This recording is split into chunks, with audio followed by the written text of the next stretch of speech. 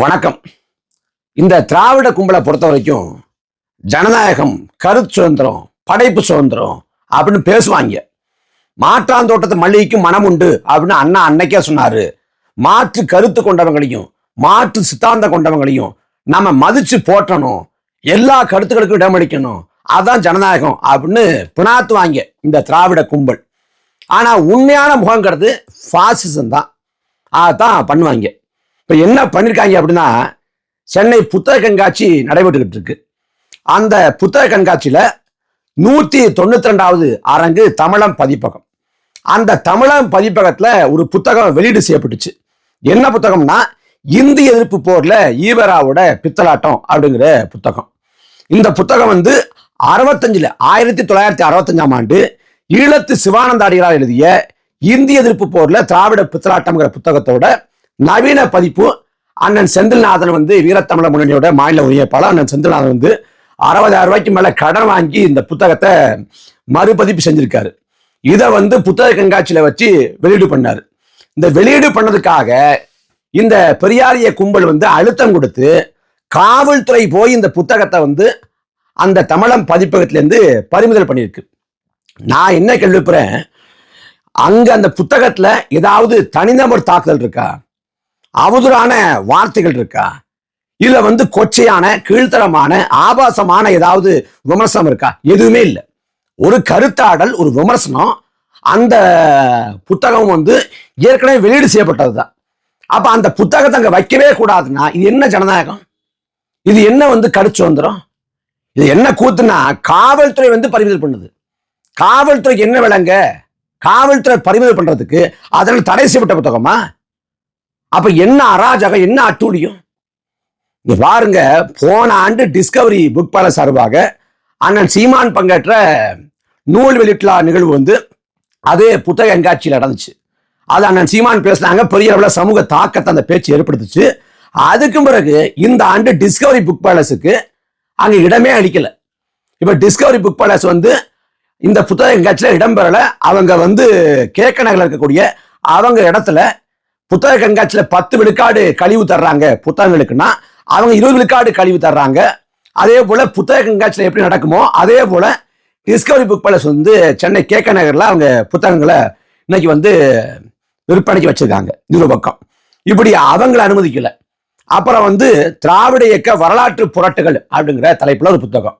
அதை எழுந்தவர் மா வெங்கடேசங்கிற ஒரு வலதுசாரி, ஒரு பாஜகவோட ஆதரவாளரும் கூட. அவருடைய கருத்துக்கள்ல, அவரோட நிலைப்பாடுகள்ல நமக்கு மாற்று கருத்து உண்டு. அந்த திராவிட இயக்க வரலாற்று புரட்டுகள்ங்கிற புத்தகத்தையும் வாங்கி புரட்டி பார்த்தேன். பெரிய அளவில் ஒரு கருத்தாளமிக்க புத்தகமா எனக்கு படலை. நான் மேம்போக்கா பார்க்குறப்ப சொல்றேன். ஆனா அந்த புத்தகத்தை அந்த நுழைவாயில பல புத்தகங்களை பத்தி படம் இருக்கும்.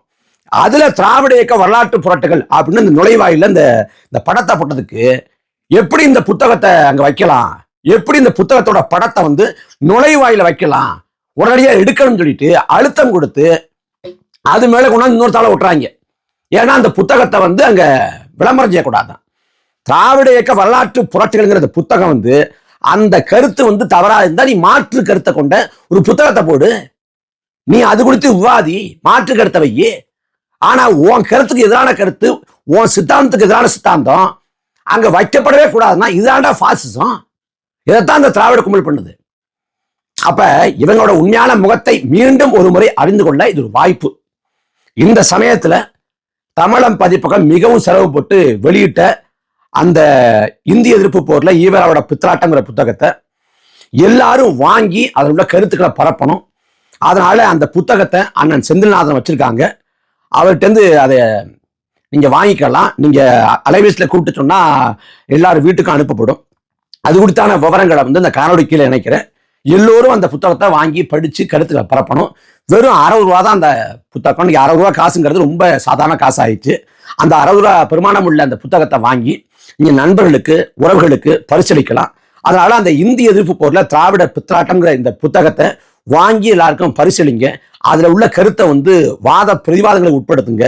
இந்த ஈவராவோட முகத்திரையை கிழிக்க அந்த புத்தகம் பெரிதளவில் பயன்படும் அப்படிங்கிறது உறுதி. அதே சமயத்துல இந்த மொழி தொடர்பான, இந்த மொழிப்பாட்டு தொடர்பான இந்த புத்தகம் தடை செய்யப்பட்டிருக்கிற வேலையில இன்னொன்னையும் பேச வேண்டியிருக்கு. மிக அண்மையில பராசக்தி படம் வந்துச்சு. இந்த பராசக்தி படம்ங்கிறது மொழிப்போர் களத்தை வந்து அடிப்படையாக வைத்து எழுதப்பட்ட ஒரு திரைக்கதை தான். இந்த படம் குறித்து அண்ணன் சாட்டை துறைமுகன் வந்து காணொலி போட்டதுக்காக, அந்த படம் பத்தி நேர்மறையா சொன்னதுக்காக உடனடியா அவர் மேல வழக்கம் போல அவதூறு அழுக்காறுகள், அவர் மீது திமுக சாயம். வழக்கமா வந்து இந்த கட்சி அந்த கட்சி அப்படிம்பாங்க. இந்த தடவை என்ன சொல்றாங்க, சாட்டைக்கு வந்து 25 லட்சம் பணம் கொடுத்துட்டாங்க, அதனாலதான் பராசக்தி படம் பத்தி ஒரு இவ்வளவு நேர்மறையா பேசுறாரு அப்படின்ட்டு. நான் பராசக்தி படத்தை வந்து முதல் நாளே பார்க்க வேண்டியது, நான் கூட்டத்துக்கு போயிட்டதால ஒரு 2 நாள் கழிச்சு தான் படம் பார்த்தேன். படம் பார்க்குறப்ப அந்த படம்ங்கிறது அது பொதுவான ஆட்களுக்கு எந்த அளவுக்கு பிடிக்கும் அப்படின்னு தெரியல. ஏன்னா அது முழுக்க முழுக்க ஒரு கருத்தை அடிப்படையாக கொண்ட படம். நீங்க விடுதலை 1 விடுதலை 2 வந்துச்சு. விடுதலை 2 படம் வந்துச்சு. வந்தப்ப நான் போரூர் திரையரங்கெல்லாம் பார்த்தேன். படம் பார்க்குறப்ப இறுதி காட்சியெல்லாம் வர்றப்ப ரொம்ப உணர்ச்சி வயப்பட்ட சூழலா இருக்கு, மனசு இறுக்கமா இருக்கு. படம் பார்க்குறப்ப அவ்வளவு இதா இருக்கு. ஆனா எனக்கு இப்படி உட்கார்ந்த வந்து அலைபேசியில பேசிக்கிட்டு இருக்கான். ஏன்னா படம் அவனுக்கு ஒட்டலை, ஆனா நமக்கு உணர்வுபூர்வமா இருக்கு. அதோட படத்துல அந்த விடுதலை படத்தோட இறுதி காட்சியில வந்து ஒரு வசனம் வரும். சூரி வந்து அவர் தாயாருக்கு வந்து கடிதம் எழுதுவது போல, அம்மா அவனோட கதைங்கிறது நமக்கு வரலாறா இருக்கு, ஆனா நம்மளோட வரலாறு வந்து கதையா கூட இல்லை. நீ பிள்ளைகளுக்கு சோரொட்டி வளர்க்குறப்ப நீ வந்து நம்ம வரலாற்றை கதையாவது சொல்லு, நாம அதிகாரத்துக்கு வர்ற வரைக்கும் இப்படிதான் நம்ம வரலாற்றை கடத்தணுங்கிற அந்த வசனம் வர்றப்ப சூரியோட அந்த பின்னணி குரல்ல தாங்க முடியாம அழுக வந்துச்சு. நான் படம் பார்க்கறப்ப அழுக ஆரம்பிச்சுட்டேன். அந்த மாதிரி இருந்துச்சு. அந்த மாதிரி அந்த படம் வந்து ஒரு அருமையான படம். விடுதலை 2ங்கிறது அருமையான ஒரு படம், ஒரு காவியம், தலை சிறந்த படைப்பு. ஆனா அந்த படம் வந்து பெரிய அளவில் கொண்டாடப்படல. வழக்கமான வெற்றிமாறன் படம் அளவுக்கு அது வரவேற்பை பெறல.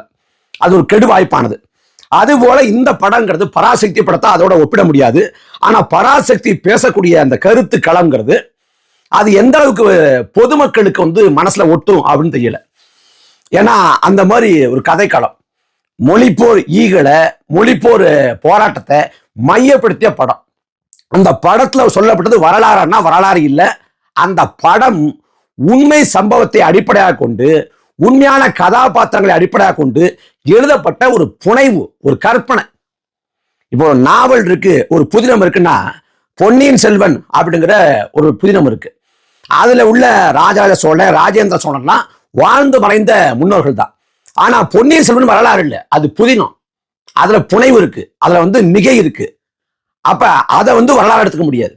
அது போல இந்த பராசக்தி படம்ங்கிறது வரலாறு இல்லை, வரலாற்றை அடிப்படையாக கொண்டு, வரலாற்று சம்பவங்களை அடிப்படையாக கொண்டு புனையப்பட்ட ஒரு திரைப்படம். அந்த படத்துல நாம வந்து மாறுபடலாம். படம் பார்க்குற பலர் சொன்னாங்க தெலுங்கு திணிப்பு அதிகமா இருக்கு, தெலுங்க திணிக்கிறாங்க அப்படின்னாங்க. நான் என்ன பார்க்குறேன், அது வந்து அவன் தெலுங்க திணிச்சாஞ்சேர் தான், எதை திணிச்சாஞ்சேர் தான், தெலுங்குகளை காட்சிப்படுத்தாஞ்சேர் தான். அந்த படம் கற்பனை, முழுக்க முழுக்க கற்பனை. அது எனக்கு பிரச்சனையே கிடையாது.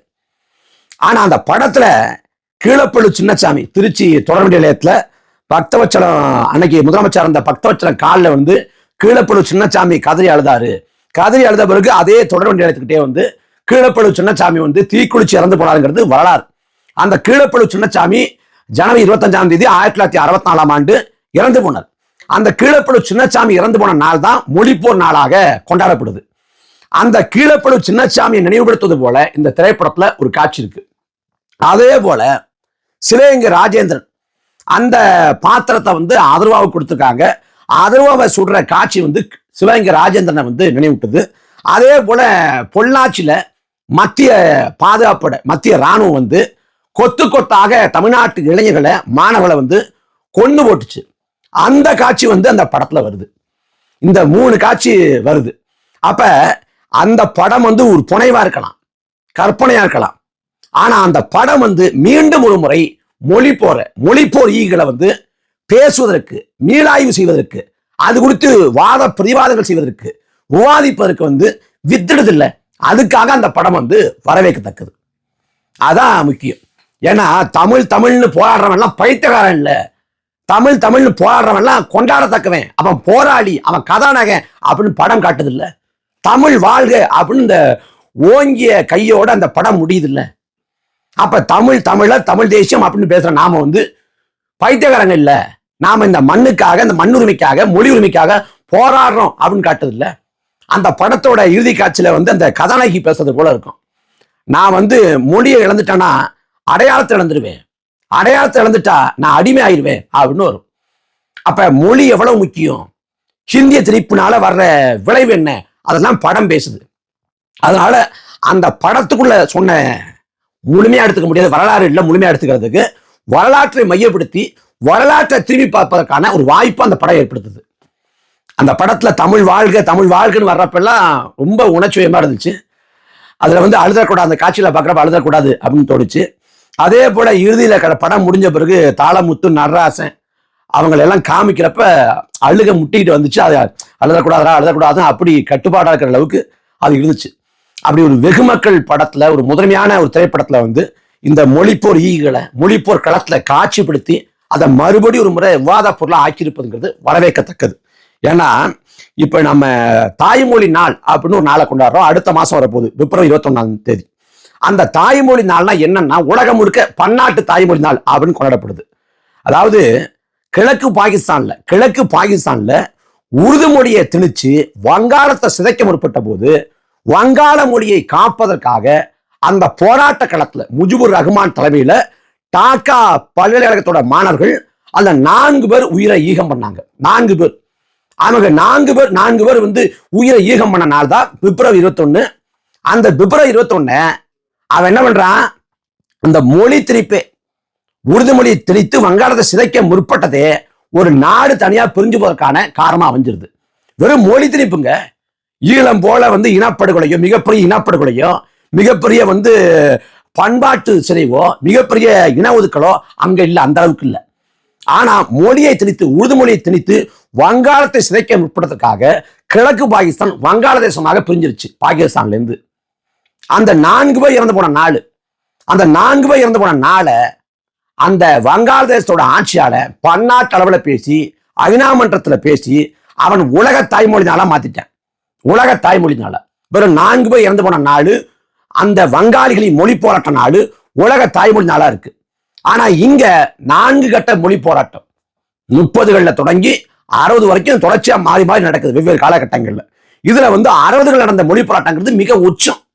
அதுல மிக குறைந்தது 800க்கும் மேற்பட்ட மொழிப்போர் ஈகள் வந்து இறந்து போயிருப்பாங்க. எல்லாருமே 25 வயசு, 26 வயசு, 27 வயசு, 18, 19 இளைஞர்கள், மாணவர்கள் இறந்து போயிட்டாங்க.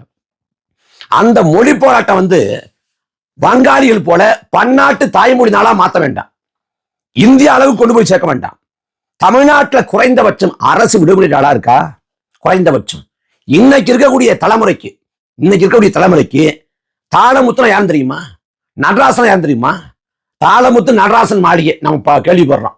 அதை தாண்டி யார் தாளமுத்து, யார் நடராசன், யார் சிவகங்கை ராஜேந்திரன், யார் விருகம்பாக்கம் அரங்கநாதன், யார் கோடம்பாக்கம் சிவலிங்கம், எதுவுமே தெரியாதே. அப்ப ஒரு தலைமுறையில வந்து மொழிக்காக உயிரை கொடுத்துருக்காங்க. ஆனா தற்கால தலைமுறைக்கு அந்த வரலாறே தெரியல, சுத்தமா தெரியல.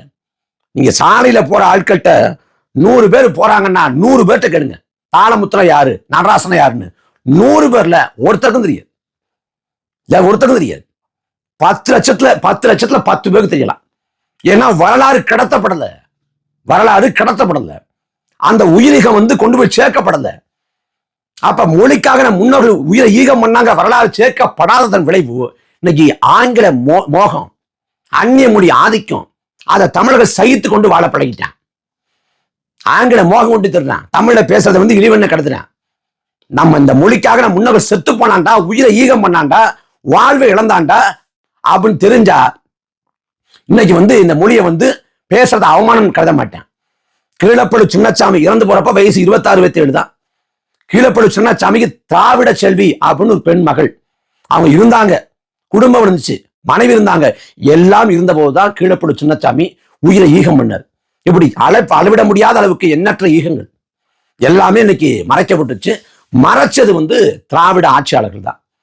மாணவர்களோட போராட்ட நெருப்புல அதிகாரத்துக்கு வந்தது திமுக.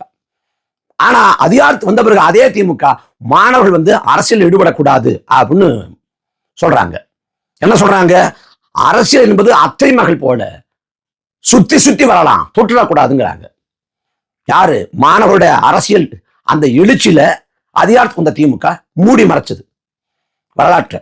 அப்ப அந்த வரலாற்றை திரும்ப போய் பார்ப்பதற்கான ஒரு வாய்ப்பு அந்த படம் ஏற்படுத்துங்கிற அடிப்படையில் படத்தை வரவேற்கலாம். அப்ப படத்துக்குள்ள அவங்க என்ன காட்சிப்படுத்திருக்காங்கிறது பிரச்சனை இல்லை, அதனால வரலாறு இல்லை, அது புனைவு, அது திரைப்படம், அது கற்பனை. ஆனா என்ன சிக்கல் அப்படின்னா, அந்த படம் நிறைவடைஞ்ச பிறகு இறுதி காட்சியில என்ன காட்டுறாங்க அப்படின்னா, படத்துக்குள்ள திரைக்கதையில வந்து மலையாளி, தெலுங்கர், கன்னடர், மராத்தியர், அப்புறம் பஞ்சாபி, இப்படி எல்லா மொழிவழி தேசியங்களை சேர்ந்தவங்களும் ஹிந்தி திருப்புகளாக போராடுறது போல படத்துல காட்சி இருக்கும். அது கற்பனை தான், அது ஒன்றும் தப்பு இல்லை. எல்லா தேசியங்களும் இந்தி ஆதிக்கத்துக்கு தான் போராடுது அப்படின்னு காட்சிப்படுத்துறாங்க, தவறு இல்லை. ஆனா படத்தோட இறுதி காட்சி முடிஞ்ச பிறகு இயக்குனர் சுதா கொங்கராவோட குரல்ல ஒரு 2 காட்சி போடுறாங்க. அந்த காட்சியில சொல்றாங்க, ஆந்திராவில் போராட்டம் நடந்துச்சு, கேரளாவில் இந்திக்கு எதிராக போராட்டம் நடந்துச்சு அப்படிங்கிறாங்க. ஆந்திராவில், கேரளாவில், கர்நாடகாவில் இந்திக்கு எதிராக அங்கொன்றும் இங்கொன்றுமாக ஒரு சில போராட்டங்கள் நடந்திருக்கலாம், மறுப்பதற்கு இல்லை. ஆனால் மொழி போராட்டம் என்பது, இந்தி திணிப்புகளான போராட்டம் என்பது முழுக்க அதற்கான களம் தமிழ்நாடு தான். அந்த இந்தி திணிப்புகளான மகத்தான போராட்டத்துக்கான சொந்தக்காரர்கள் தமிழர்கள் தான். வேற எந்த தேசிய மக்களும் இந்த போராட்டத்தை உரிமை கோர முடியாது. அதனால கேரளால போராடினாங்க, ஆந்திரால போராடினாங்க, போராடிக்கலாம், கொஞ்சம் எங்கேயாவது 1-2 பேர் போராடிக்கலாம், இயக்கங்கள் போராடிக்கலாம், மாணவர்கள் போராடிக்கலாம், மறுக்கல. ஆனா போராட்டங்கிறது பற்றி படர்ந்து தமிழ்நாடு முழுக்க கொதித்திருந்தது இங்கதான் இருந்துச்சு, தமிழர்கள் தான் செஞ்சாங்க. அப்ப அந்த மொழி போர் என்பது மற்ற தேசியங்களுக்கு அதை உரிமை கோர முடியாது, நாங்களும் போராடணும்னு அதை செஞ்சது முழுக்க தமிழர்கள். அதனால படத்தோட இறுதி காட்சிக்கு பிறகு ஆந்திராவில் போராட்டம் நடந்துச்சு, கேரளா போராட்டம் நடந்துச்சு சொல்லிட்டு தமிழ்நாட்டில் நடந்த மொழி போராட்டத்தோட மற்ற போராட்டங்களை ஒப்புமை செய்யறது வரலாற்று திரிபு, அது உண்மை இல்லை. அப்புறம் வந்து கருணாநிதி தண்டவாளத்துல தலை வைக்கிறது போல ஒரு காட்சி, அதுக்கு போறது போல ஒரு காட்சி வந்து இறுதி காட்சியில காமிக்கப்படுது. கருணாநிதி தண்டவாளத்துல தலை வைக்க போன அந்த காட்சி காமிக்கிறாங்கல்ல, அதுக்கும் மொழி போராட்டத்துக்கு சம்மந்தமே கிடையாது. மொழி போராட்டம் 1964-65. ஆனா கருணாநிதி தண்டவாளம் தலை வைக்க போனது 1952-53. அது எதுக்காக போறாருன்னா, கள்ளக்குடிங்கிற ஊர் திருச்சி பக்கம் இருக்கு. அந்த கள்ளக்குடிங்கிற ஊர் பேரை டால்மியாபுரம்னு மாத்த முற்படுறாங்க. வடநாட்டுக்காரன் டால்மியா பேர்ல டால்மியாபுரம்னு எப்படி கள்ளக்குடியை மாத்தலாம் அப்படின்னு சொல்லிட்டு தான் அந்த கள்ளக்குடிங்கிற ஊர்ல தண்டவாளத்துல தலை வைக்க முற்பட்டார். அந்த போராட்டம் வேற, மொழி போராட்டம் வேற. அப்ப இதையும் போட்டு குழப்பிக்க தேவையில்லை. அதனால இந்த படம் வந்து மீண்டும் ஒரு முறை மொழி குறித்து பேச, சிந்திக்க, அது குறித்து வாத பிரதிவாதங்களுக்கு உட்படுத்த, அந்த மொழிப்போர் களத்தை மீளாய்வு செய்ய நமக்கு வந்து தூண்டுது. அந்த விதத்துல படம் வரவேற்கத்தக்கதுதான். இந்த படத்தை தயாரிச்சது யாரு? Red giant. விடுதலை படத்தை வந்து வெளியிட்டது, விடுதலை 2 படத்தை வந்து வெளியிட்டது வந்து ரெட் ஜெயண்ட் தான். நாம இந்த ரெட் ஜெயண்டோட ஏகபோக அந்த ஆதிக்கத்தை, அந்த மோனோபோலி எல்லாம் ஏற்கல. ஆனா படம் என்ன பேசுது அதை பேசுறோம். படம் நல்லா இருக்கு, நல்ல கருத்து சொல்லி தான் வரவேற்கிறோம். இல்ல மோசமா இருக்கு, திரிவாதம் இருக்கு, அவதூறா இருக்குன்னா எதுக்குறோம். அதனால அந்த படம் மீண்டும் ஒரு முறை இந்த மொழியை பேசுது. இந்த மொழியை பேசுறது திமுகவுக்கு வலு சேர்க்குமானா ஒருபோதும் திமுகவுக்கு வலு சேர்க்காது. நம்ம அண்ணாத்த ராஜீவ்காந்தி கோயம்புத்தூர்ல படத்தை பார்த்துவிட்டு திரையரங்க வாசல்ல தமிழ் வாழ்க, தமிழ்நாடு வெல்க அப்படின்னு முழக்கம் போடுறாரு. அண்ணாத்தான் நீங்க எவ்வளவு கூவினாலும் எவ்வளவு கத்தினாலும் உங்களுக்கு இந்த தேர்தல் சீட்டு கிடையாது. அதனால எதுக்கு தொண்டத்தை நீங்க வீணாக்காதீங்க, விடுங்க. இன்னைக்கு தமிழர், தமிழ் தேசியம், மொழி இனம்னா நாம் தமிழர் கட்சி தான் நினைவுக்குறமே ஒழிய திமுக நினைவுக்கூடாது. 2016 ஒரு ட்வீட் பார்த்தேன், ஒருத்தன் போடுறான், தமிழ்ல டைப் பண்ணி அனுப்புன்னு சொன்னேன், என்ன நாம் தமிழர் கட்சியான்னு கேட்கறான் அப்படின்னு. இப்படி 2016 10 ஆண்டுக்கு முன்னாடி தமிழ்ல டைப் பண்ணி அனுப்புன்னு ஒருத்தன் சொன்னேன், அவன் உடனே கேட்கா நீ நாம் தமிழர் கட்சியான்னு. ஏன்னா தமிழர், தமிழ் தேசியம் அப்படின்னா இன்னைக்கு நினைவுக்கு வர்றது நாம் தமிழர் கட்சி தான். அதனால மொழி இனம் அப்படின்னா ஒருபோதும் திமுக அன்னைக்கு நினைவுக்கு வராது. அந்த ஓங்கிய கையோடு தமிழ் வாழ்க அப்படின்னு வர்றப்ப அந்த ஓங்கிய கரம் அண்ணன் சீமானை நினைவுபடுத்துமே ஒழிய ஒருபோதும் திமுகவையோ ஸ்டாலினையோ நினைவுபடுத்தாது. அதனால மொழி இனம் என்று இனிமே யாரு பேசினாலும் அது நாம் தமிழர் கட்சிக்கான வலு சேர்க்குமே ஒழிய திராவிட இயக்கங்களுக்கு ஒரு நாளும் வலு சேர்க்காது.